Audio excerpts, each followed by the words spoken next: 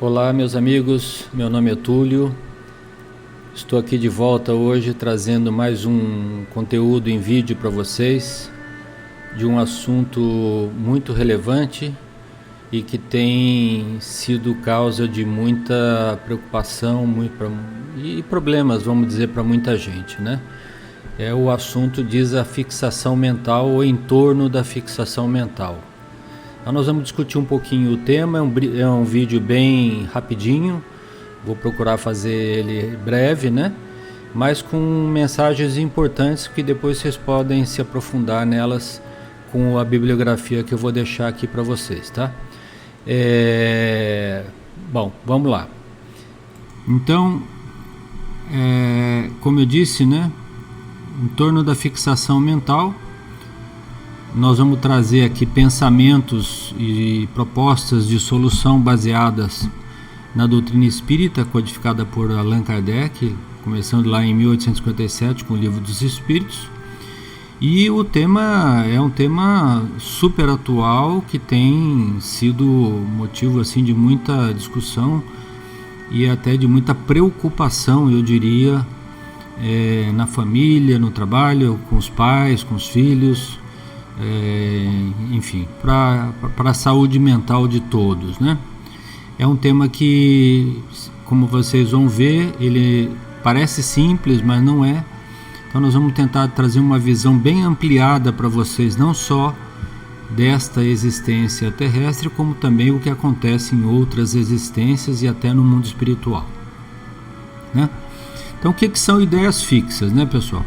Ideias fixas ou uma fixação mental, elas variam muito, variam ao infinito, né? Podem ser desde uma ideia simples que vai e vem no nosso pensamento, até casos graves, né, de fixação mental que, por uma questão até de patologia, pode levar a doenças como a esquizofrenia ou a paranoica, e em alguns casos, por que não dizer até em muitos casos, no caso de obsessão profunda, né? Então, quais são os exemplos assim para ilustrar o que nós estamos tentando falar e o que a gente está tentando propor como solução aqui para vocês? Casos como, por exemplo, a fixação no dinheiro, na acumulação de riqueza, de fortuna, de bens, sem proveito para terceiros, para a sociedade, né? E que denota já aí um sintoma de forte egoísmo dessa pessoa, né? Que só pensa em acumular riqueza, né? Claramente nós não estamos falando daquelas pessoas que usam o dinheiro para o bem, são empreendedores, geram empregos, né? Não é disso que nós estamos falando, né? Estamos falando do velho pensamento de esconder o dinheiro no colchão e não fazer nada com ele, né? Só acumular. Também o ódio, né, por determinada pessoa, o ódio, né, a raiva, a perseguição, né, que pode levar desde uma simples discussão com aquela pessoa, uma violência, uma coisa mais grave, ou até uma tragédia, um homicídio, né. A fixação por um amor não correspondido, né, de um homem ou de uma mulher, normalmente de um homem e de uma mulher, que a mulher não corresponde, não causados por ciúmes de forma exagerada, que pode levar também à violência, e a gente tem visto muitos casos de feminicídio, né, de homens que acham que são donos daquela pessoa, daquela criatura, que só porque não quis viver aos moldes dele, aí passa então a perseguir, etc., e às vezes até a matar, né? Então isso é uma fixação mental forte que temos aí na nossa sociedade e a gente vê toda hora, né? Fixação por poder, né? Aquela pessoa que tem um anseio exagerado por poder, por dominação, né? Seja ela numa empresa, na sociedade, no estado, no município, no país, no mundo, enfim, né? São os casos que levaram inclusive o mundo a ter ditadores e pessoas que permaneceram anos a fio no cargo aí, né? E são exemplos às vezes desastrosos, né? Como aconteceu com Hitler e outros casos assim, né? Então, temos também a ideia fixa de uma pessoa que se sente perseguida por alguém, né? Ou de alguém que não gosta dele, né? Então a pessoa tem sempre na cabeça aquela ideia de de perseguição, né? De que tem um plano para persegui-lo, né? Uma conspiração, as ideias de conspiração, e não passa a viver só em torno daquela ideia e nada mais, né? Tem os fanatismos, né, de toda espécie, né? Fanatismo religioso, fanatismo por raça, etnia, né? Ideológicos, né? E são fixações mentais fortíssimas também. Nos Estados Unidos nós temos lá Ku Klux Klan, aqueles negócios que supremacia branca, né? Isso é um tipo de fixação mental, né? E também temos, não está escrito aqui, mas a gente lembra, né? Pessoas que são hipocondríacas, né? Estão sempre procurando doença, né? Acha que estão doentes, estão sempre indo no médico, tomando remédio em excesso, né? Então são fixadas na questão da doença, né? Da doença, acham que a doença está afastando-as de tudo e estão aí. Então é disso que nós estamos falando. Então vamos lembrar que nós estamos sempre falando da fixação mental com base em ideias negativas. Obviamente não é fixação mental um cientista que está obcecado pela cura de uma doença, um cientista que trabalha 24 horas por dia, 20 horas por dia pesquisando a física, a química, a biologia, né? A astronomia, né? Nós não estamos falando disso, né? São pessoas que têm uma ideia fixa doentia, quase doentia, e que faz mais mal a ela do que às outras pessoas, né? E não casos benéficos que auxiliam toda a sociedade, uma geração inteira. Mas a pergunta que vocês vão me fazer é, Sebão, tá bom, e como é que vamos superar essa fixação mental, né? Mas antes de responder essa pergunta, a gente tem que discutir um conceito um pouco mais amplo, tá? Sobre o que é o pensamento, sobre o que é a mente, como funciona a mente, como funciona o nosso espírito, né? Então a gente tem que um pouquinho dar uma base de entendimento para vocês, e é por isso que a doutrina espírita nos ajuda nesse sentido aí, tá? Então, nós buscamos lá no livro Pensamento e Vida do Emmanuel, psicografado pelo Chico Xavier, alguns conceitos que vale a pena a gente colocar aqui bem no início da nossa conversa, né? Então ele diz o seguinte: o nosso pensamento cria a vida que procuramos, através do reflexo de nós mesmos, até que nos identifiquemos um dia no curso dos milênios com a sabedoria infinita e com o infinito amor que constitui o pensamento e vida do nosso Pai. Então, o que está dizendo o Emmanuel aqui, né? Que o nosso pensamento tem muita força, muita força. Nós podemos querer uma coisa boa e fazer com que essa coisa boa aconteça, como também nós podemos nos fixar num problema, numa perseguição e terminar em tragédia. Então nosso pensamento cria a vida que nós procuramos. Aquilo que nós desejamos e que nós pensamos, a gente materializa ela de uma forma ou de outra, tá certo? Então o Emmanuel continua dizendo assim: respiramos no mundo das imagens que projetamos e recebemos. Então projetamos e recebemos, e por elas estacionamos sob a fascinação dos elementos que provisoriamente nos escravizam, e através delas também incorporamos o influxo renovador dos poderes que nos induzem à purificação e ao progresso, né? Então é o que eu disse, nós podemos projetar imagens positivas que vão criar um entorno positivo da nossa pessoa, né? E mais pessoas que pensam como nós positivamente vão se associar a essas ideias mentais, vão nos ajudar eventualmente. Mas nós também podemos nos escravizar. Há exemplos, como eu acabei de dar anteriormente, que podem levar a vida inteira, se cristalizados dentro de nós, e também nós vamos receber, já que projetamos, vamos receber sintonia com amigos espirituais que pensam daquela forma. Então, se eu só penso em sexo, vou juntar espíritos que só pensam em sexo. Se eu só penso em poder, eu vou juntar espíritos que estão querendo só juntar poder e fazer a dominação, né? Seja de castas, de grupos ou enfim, de qualquer tipo de ajuntamento humano, né? Então, nós também vamos buscar no livro de André Luiz nos domínios da mediunidade, e praticamente nós vamos agora nos ater a este livro aqui, ou a este capítulo apenas, né? Porque o livro é recomendável que vocês leiam somente o capítulo 25, né? Que fala justamente em torno da fixação mental, né? Então, tá lá uma pergunta que o André Luiz está junto com o seu orientador Aulus, né? E ele pergunta, né? Ele, Hilário, pergunta ao seu orientador, né? Como pode a mente deter-se em determinadas impressões, demorando-se nelas como se o tempo para ela não caminhasse, né? Então, é uma pergunta plausível, né? Como que alguma pessoa consegue passar, às vezes, anos a fio com aquela ideia cristalizada e não consegue sair daquele pensamento, né?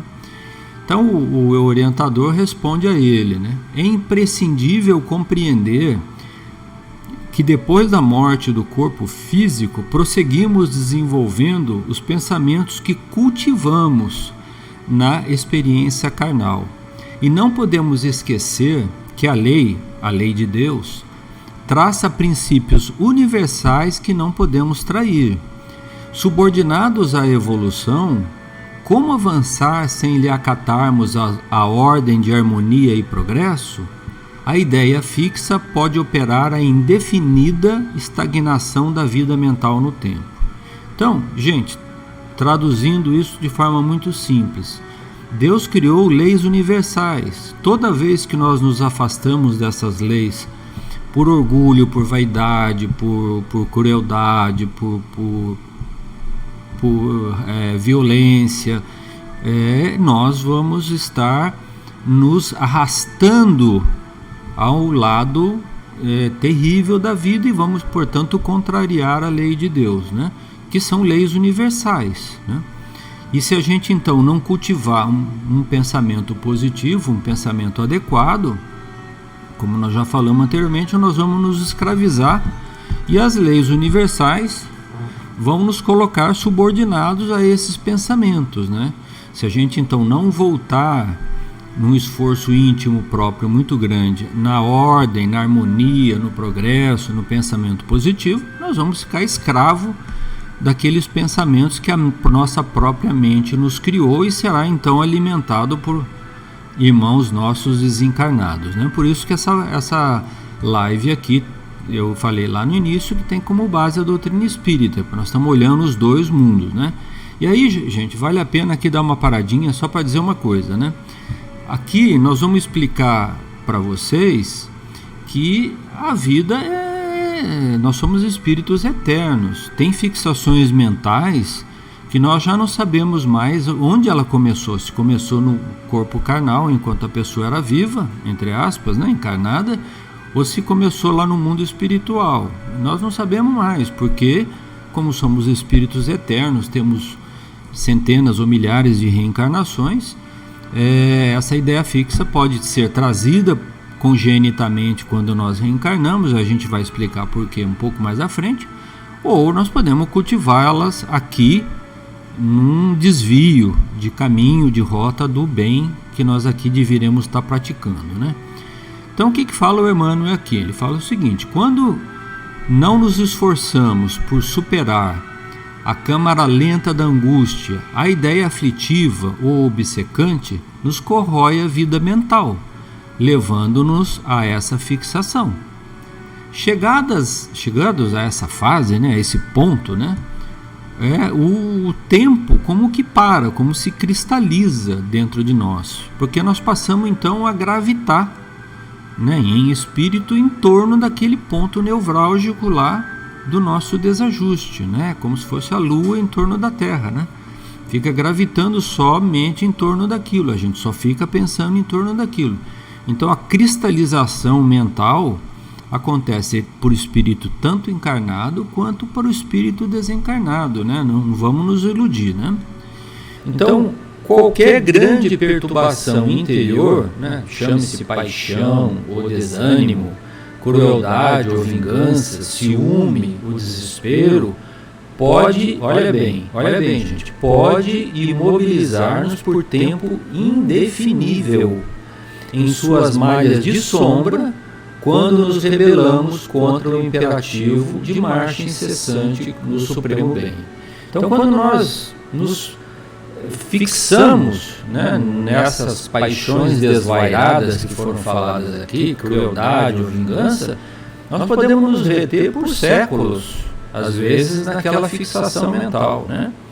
E nós vamos ver que é difícil sair depois delas, mas é possível, né? Mas vamos ver como aqui. Então, o que ele está falando aqui, o Emmanuel, né?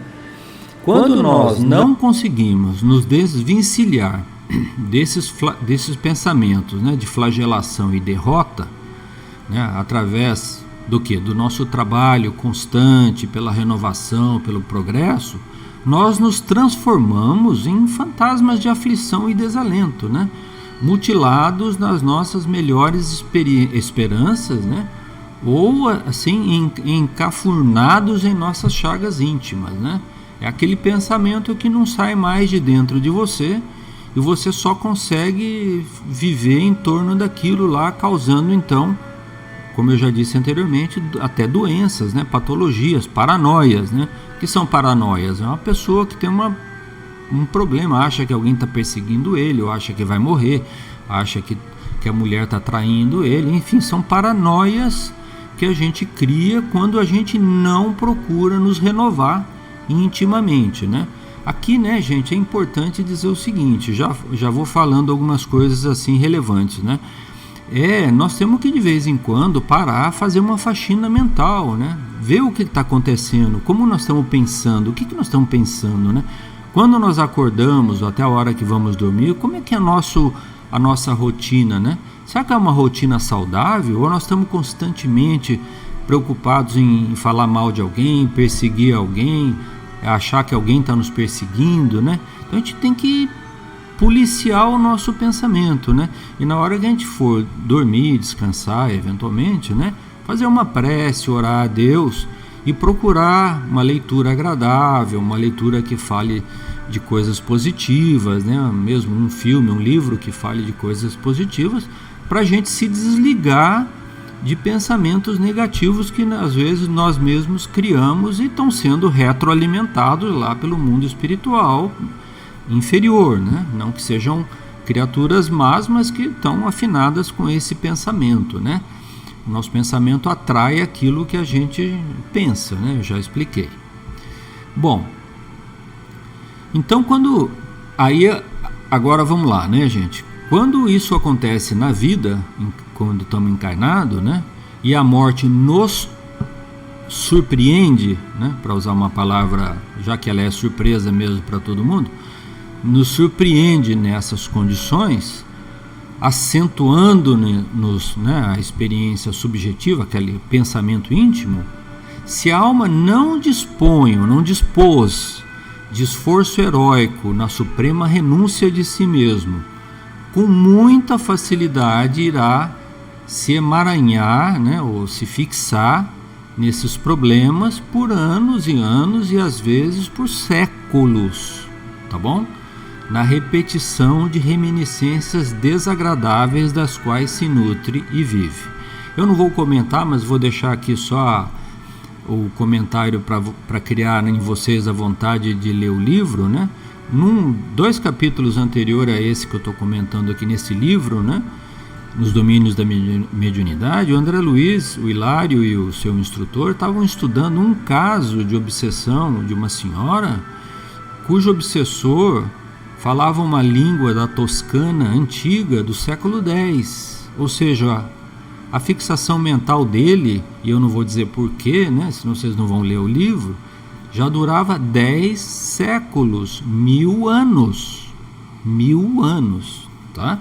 Então, não é que nós estamos falando uma coisa bobinha aqui não, é uma coisa muito séria. Então, não se interessando por outro assunto a não ser o da própria dor, da própria ociosidade ou do próprio ódio, a criatura desencarnada, em si mesmando-se, né, ficando só dentro de si, né, fechando-se completamente, é semelhante a um animal no sono letárgico da hibernação. Então é como se aquela criatura se tornasse um ovo e ficasse só em torno daquele único pensamento que muitas vezes é de ódio e de revolta, que vai ter muita dificuldade de sair só com a ajuda mesmo do plano espiritual.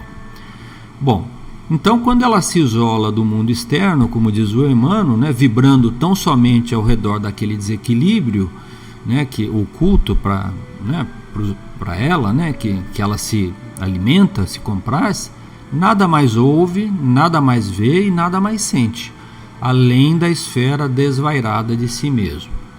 Aí, de novo, a mesma pergunta, né? Qual o remédio para esses casos, no caso da pessoa já estar desencarnada, né?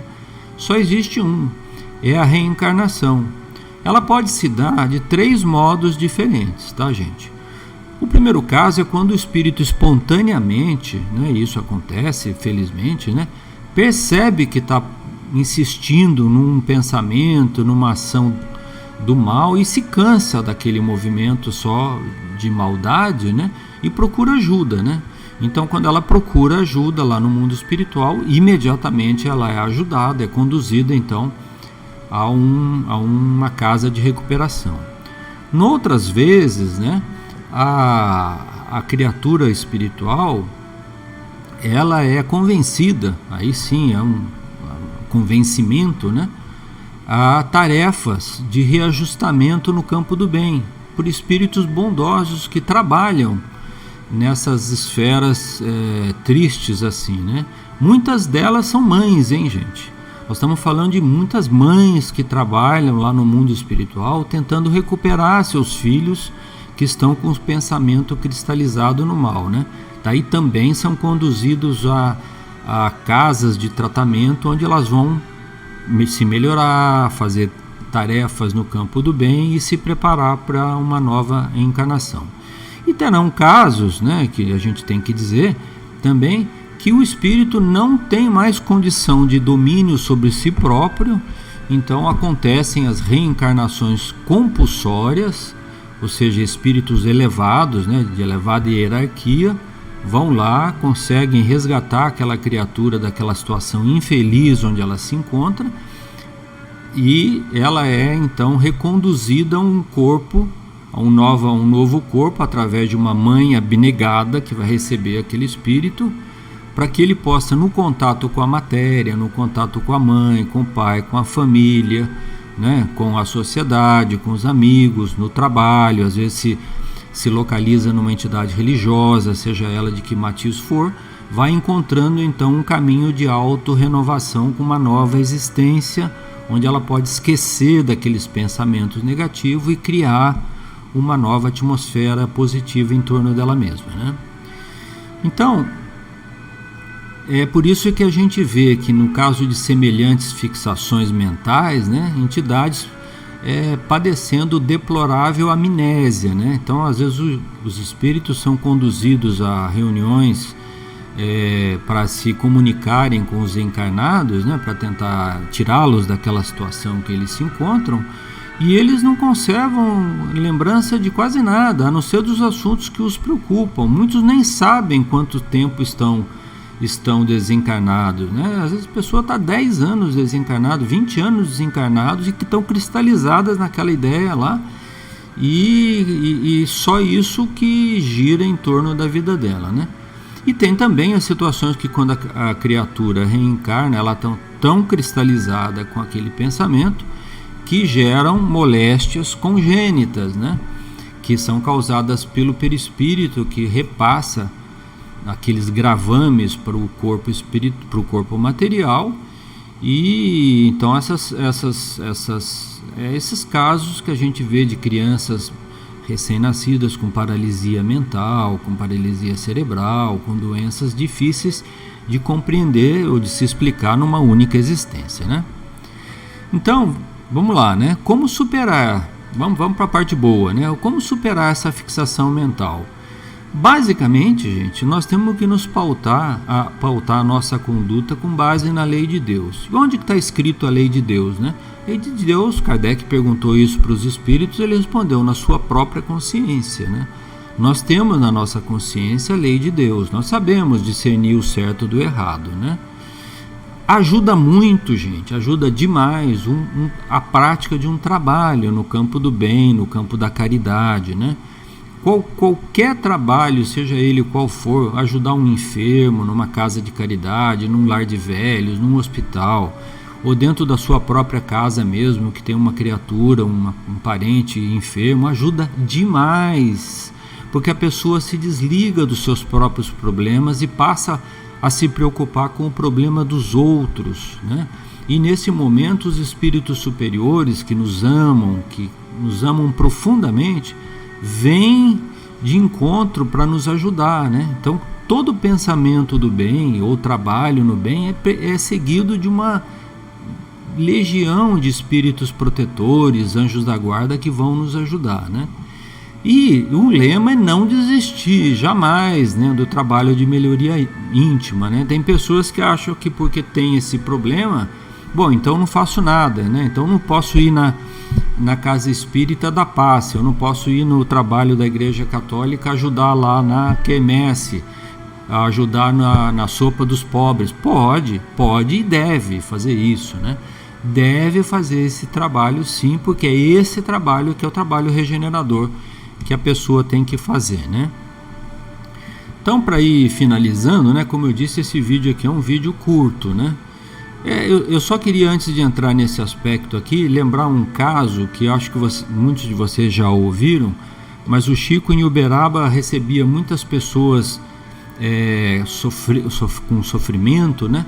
Então ele na fila lá que estava para receber ele em Uberaba, ele viu um casal se aproximando dele e com uma filha, junto da filha, uma quantidade enorme de obsessores, né?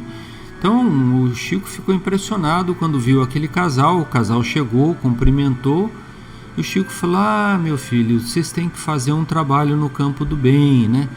Procure fazer alguma coisa. Está aqui o espírito do Dr. Bezerra de Menezes, que a melhor forma de ajudar a sua filha é fazer um trabalho no campo do bem, né? Assim, no primeiro momento eles não entenderam muito bem aquela mensagem, mas fizeram. Começaram a frequentar a cadeia pública lá de Uberaba, né? Levando um livro, um bolo, um presente, fazendo amizade com aqueles presos, né? Passado mais ou menos 1 ano, 2 anos, a filha deles, né, se recuperou por completo, né? Por quê? Aí eles foram lá visitar o Chico, né, novamente. A filha dele estava ótima, né? O Chico se espantou positivamente, né? Aí o Dr. Bezerra explicou para eles, né, para o casal, falou: olha, enquanto vocês estavam lá ajudando os presos, as mães dos presos desencarnados viram o sofrimento da sua filha e passaram então a esclarecer aqueles obsessores um a um, e foram os afastando um a um de sua filha. Então o trabalho que vocês fizeram foi o que salvou a filha de vocês mesmos, com a ajuda das mães daqueles presos que estavam lá, né? Então, como eu disse, né, o André Luiz, no livro Missionários da Luz, né, no capítulo 2, ele está estudando o tema do pensamento, né, e do trabalho no campo do bem, sob a orientação aí nessa ocasião do instrutor Alexandre. Ele diz o seguinte: o homem que pratica verdadeiramente o bem, no seio das vibrações construtivas e santificantes da gratidão, da felicidade e da alegria, é aquele que vai se melhorar, tá certo? E ele diz: não é fazer teoria da esperança, é princípio científico, sem cuja aplicação na esfera comum a alma não se liberta, descentralizada pelas viciações nas zonas mais baixas da natureza. Então, gente, qual é o resumo da história? Fazer o bem, que é o que o André Luiz está falando aqui. Fazer o bem. Isso não é teoria da esperança. Vai ser mais tarde provado pela ciência, através das vibrações, das ondas. Nós não vamos entrar nisso aqui agora, mas mais tarde a ciência vai demonstrar isso tudo aí. Por isso, né, minha gente, que nosso Senhor Jesus Cristo, lá 2000 anos atrás, né, trouxe a mensagem consoladora para nós, dizendo para nós vigiarmos e orarmos para não cairmos em tentação. Então, vigilância com os nossos pensamentos e oração, para não cairmos na tentação. Não que a tentação não existirá, né? Observem bem, é que para nós não cairmos nela, né? E outra coisa muito importante que ele nos deixou, né? Perdoar os nossos inimigos, né? Perdoar aqueles que nos caluniam e aqueles que nos fazem algum mal. O perdão é fundamental, gente, porque no perdão nos liberta. Nós nos libertamos e não nos escravizamos ao mal, eventual mal que tenha sido feito para nós. Nós libertamos a nós e libertamos a outra pessoa, né? Então nós não com isso saímos fora da fixação mental, né? E no final, né, o Cristo falando com os seus apóstolos, falou: existem 2 mandamentos que eu vos deixo, que são os maiores, né? Perguntaram para ele, qual os maiores mandamentos que devemos seguir, né? O primeiro, amarás o Senhor teu Deus de todo o coração e de toda a tua alma e de todo o teu entendimento. E o segundo, amarás ao teu próximo como amas a ti mesmo. Aí estão contidas todas as leis e os profetas. E ele acrescentou mais tarde, e amará ao próximo como eu vos amei, né? Como Cristo nos amou, né? E nos deixou, então, muito claro, dizendo que ele era o caminho, a verdade e a vida, né? Então, se a gente tiver dúvidas sobre como proceder em algum caso, pensemos em como Jesus agiria, tá? Olhem os ensinamentos de Jesus, independente da nossa crença religiosa, né? Basta sermos cristãos. E leiam, né? Leiam, estudem os livros da doutrina espírita, leiam o livro dos Espíritos, leiam esse livro aqui, os livros que eu mencionei, Os Missionários da Luz, de André Luiz, né? Nos Domínios da Mediunidade, o Pensamento e Vida de Emmanuel. É uma bibliografia farta, gente, que vai nos enriquecer muitíssimo e vai nos ajudar profundamente a gente, né, procurar nos melhorar e indo nos melhorando pouco a pouco, né, gente? Então, fiquem com Deus, que Deus os abençoe. Um beijo no coração de todos aí. Tchau.